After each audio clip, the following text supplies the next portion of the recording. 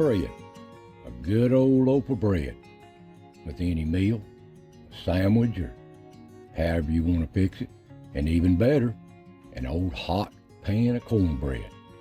Can't be nothing better than that. And nowadays, you can just go down to your local supermarket or store and get any size loaf of bread you want, any flavor, any make.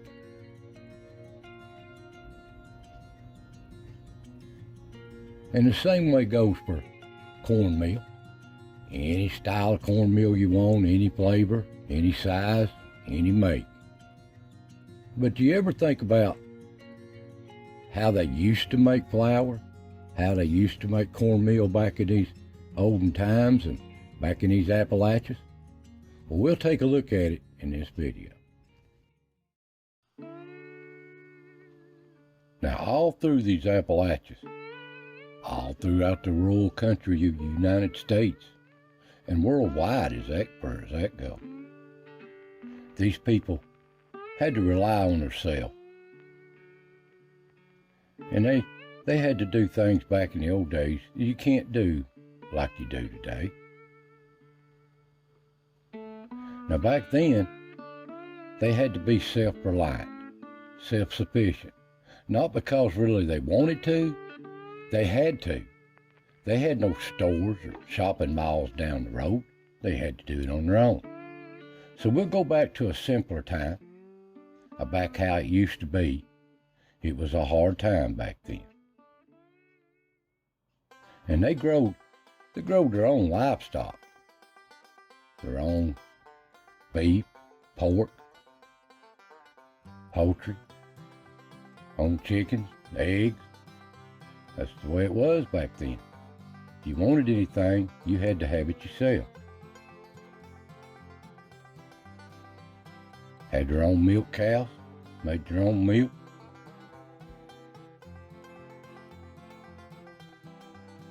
Even made their own butter. Good old cow butter.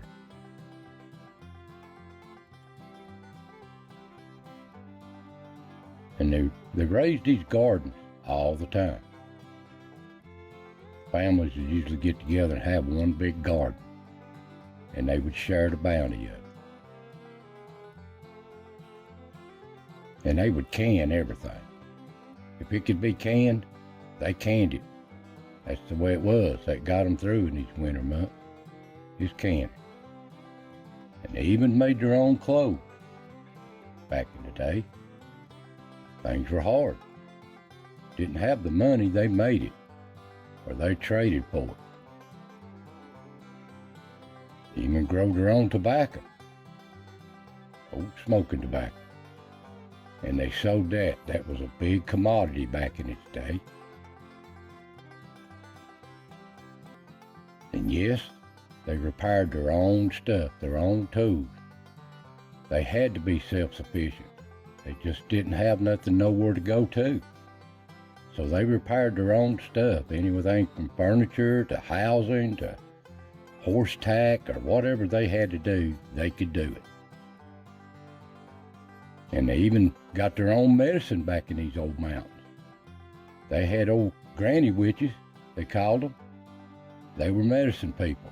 They knowed all the herbs of these mountains. So they done a lot of doctoring that way too in that day. And they even made their own music back in these old mountains. A lot of good music come out of it. Good musicians too. And you still hear that music today.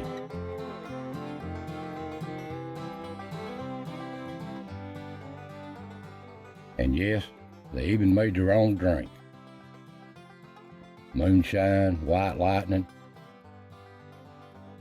A few of them made it, but this wasn't for everybody in these mountains. And these people, they were hard people.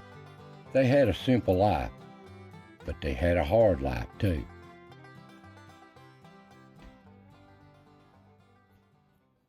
But one thing they did have plenty of was water in these mountains. There was water everywhere, out of these mountains and hollers, creeks, rivers, lakes. They had plenty of water.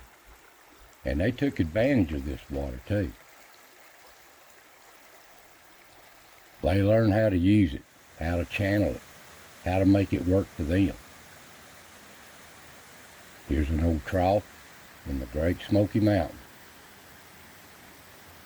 How it once was, its water still runs down it today. But the mills is no longer in use.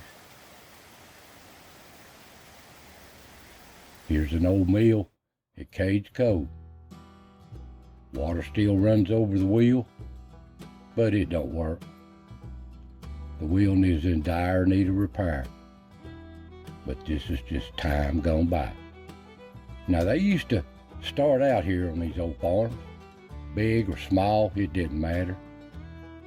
They raised their own crops, plowed it up every spring. About March, they'd start on this stuff.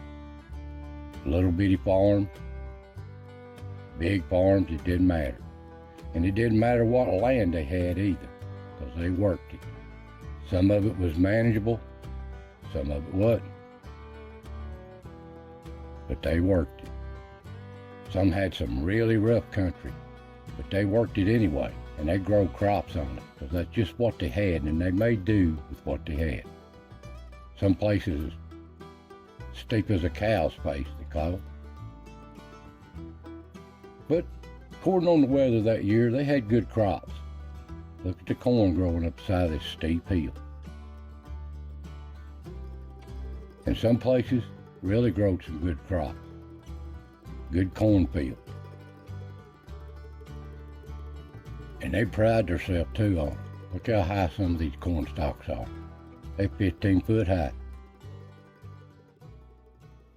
And at the end of the harvest, the bigger farms, they would collect all the corn or wheat, whatever, and they would auction it off like they did tobacco back in them days. And they'd sell it to these big milling companies. They do the same thing on wheat too. Now the smaller farms didn't. They just done it for their own self-sufficiency to get them through the winter. They would trade for something. They would chuck their own feed corn, had it dried out good and everything, and then they'd take some down to their local mill, and they would have it ground up for cornmeal to get them through the winter. And they'd take it down to the local mill in an old wagon or an old truck back in them days, way back. And old mills looked something like this. Here's one bringing tobacco by an old mill. Them old mills are just a thing of the past now. There's a few of them around, but most of them are gone. And here's some pictures of some of the old mills.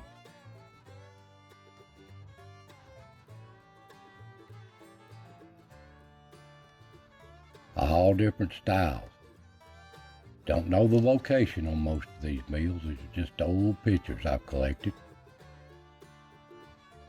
But these were in about every little community throughout the South and these mountains, and throughout the country as far as that goes.